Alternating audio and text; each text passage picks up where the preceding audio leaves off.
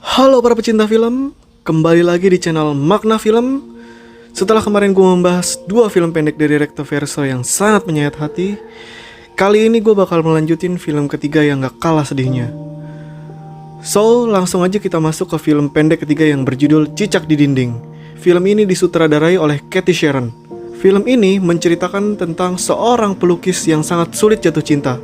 Tapi, pada suatu ketika, dia bertemu dengan Saras, wanita yang punya kebiasaan menghilang entah kemana setelah mereka bercinta. Apakah yang akan terjadi pada hubungan mereka? Kemanakah Saras sebenarnya pergi? Langsung aja nih kita mulai ceritanya. Tapi sebelum itu gue pengen tahu pendapat kalian tentang dua film pendek yang udah pernah gue bahas. Apakah menurut kalian ada kisah yang lebih sedih daripada film tersebut? Jika ada, silahkan tulis di kolom komentar, oke?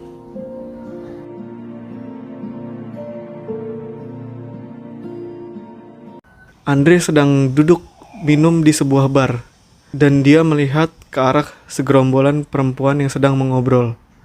Dia menatap salah seorang wanita di sana. Ketika Andre sedang minum, tiba-tiba wanita tersebut ada di samping Andre dan mengajak Andre kenalan.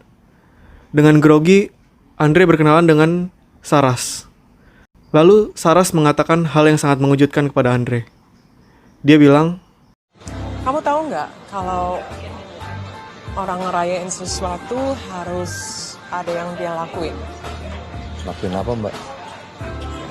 Ya mungkin sesuatu yang belum pernah dia lakuin, atau sesuatu yang dia ingin lakukan. setelah itu mereka malah bercinta. Setelah selesai bercinta, Saras merapikan bajunya dan Andre seperti ingin memberikan uang kepada Saras. Tapi Saras malah bilang, Kalau kamu harus bayar, kamu nggak akan mampu, sayang. lalu Andre menanyakan tato cicak yang ada di badan Saras. Kemudian mereka berpisah tanpa bertukar kontak. Andre bertemu lagi dengan Saras untuk kedua kalinya. Ketika Saras memanggil Andre seperti tidak mendengar Saras dan dia hanya sibuk melukis. Lalu ketika Andre sadar dengan kehadiran Saras, dia kaget dan tiba-tiba si Saras minum kopinya Andre. Andre mencegah si Saras buat minum, tapi si Saras tetap aja minum kopi itu. Lalu Saras menanyakan, kenapa kopinya pahit banget sih? Terus Andre bilang, Kalau kita minum yang pahit, kita jadi ingat. Kalau di luar sana, masih ada yang manis.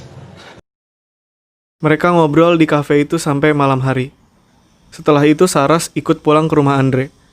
Lalu di sana mereka bercinta untuk yang kedua kalinya. Pada keesokan paginya, Andre melukis Saras yang sedang tertidur pulas.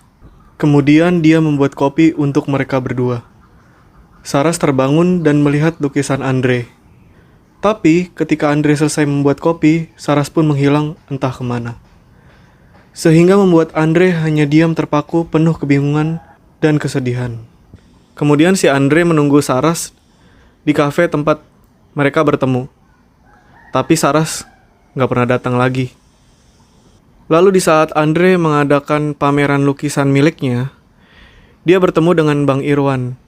Nah, Bang Irwan ini adalah temannya Andre yang sudah dianggap seperti abangnya sendiri. Kemudian di sini terjadi hal yang sangat mengejutkan. Bang Irwan memperkenalkan calon tunangannya yang ternyata dia adalah Saras. Si Andre kaget banget ngelihat si Saras. Dia kayak pura-pura nggak ngelihat si Saras. Dan ketika Saras diperkenalkan sama Bang Irwan, dan keadaannya langsung awkward banget. Mereka berkenalan untuk yang kedua kalinya. Tapi ada yang aneh nih. Jadi waktu pertama kali kenalan, si Andre tuh bohong sama Saras.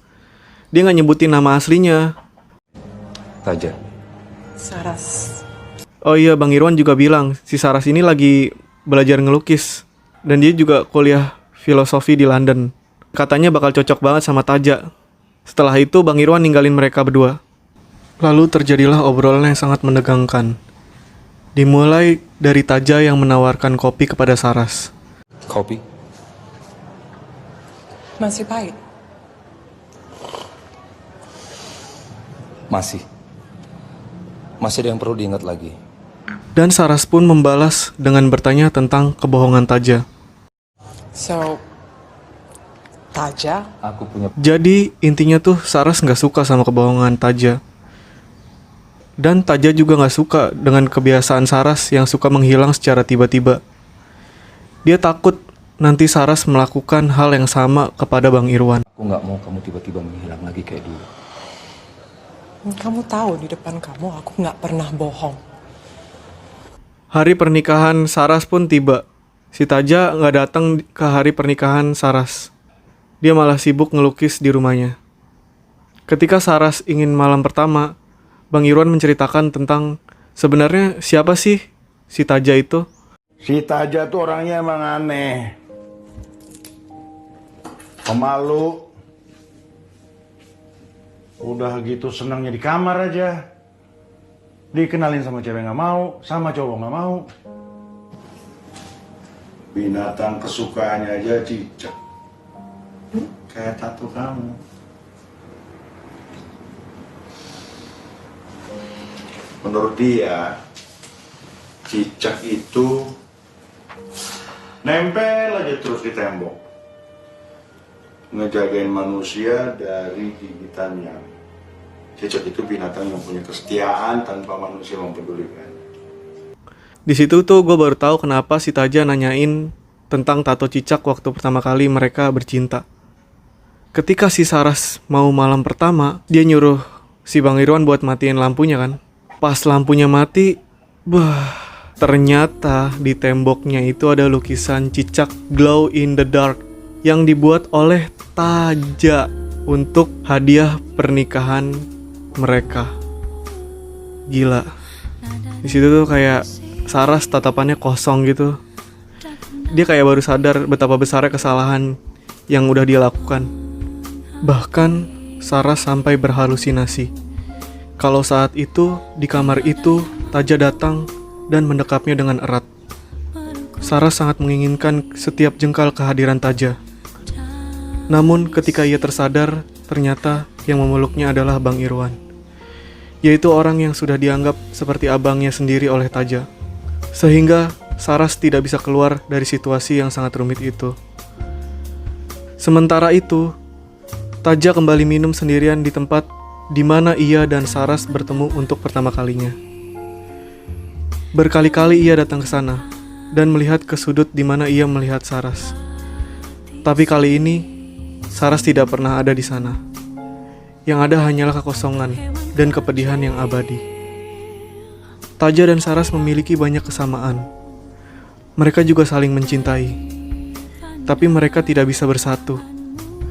Mengapa cinta saja tidak pernah cukup untuk mempersatukan mereka? Apakah di dunia ini ada hal yang lebih penting selain cinta? Semoga Saras dan Taja bisa menemukan jawabannya. So, terima kasih sudah menonton video ini. Sampai bertemu di film pendek selanjutnya. Oh ya, jangan lupa like dan subscribe channel ini, karena gue sangat butuh support dari kalian. Dan kalau kalian tahu film keren yang harus gue bahas, tulis aja di kolom komentar, oke? Sampai jumpa.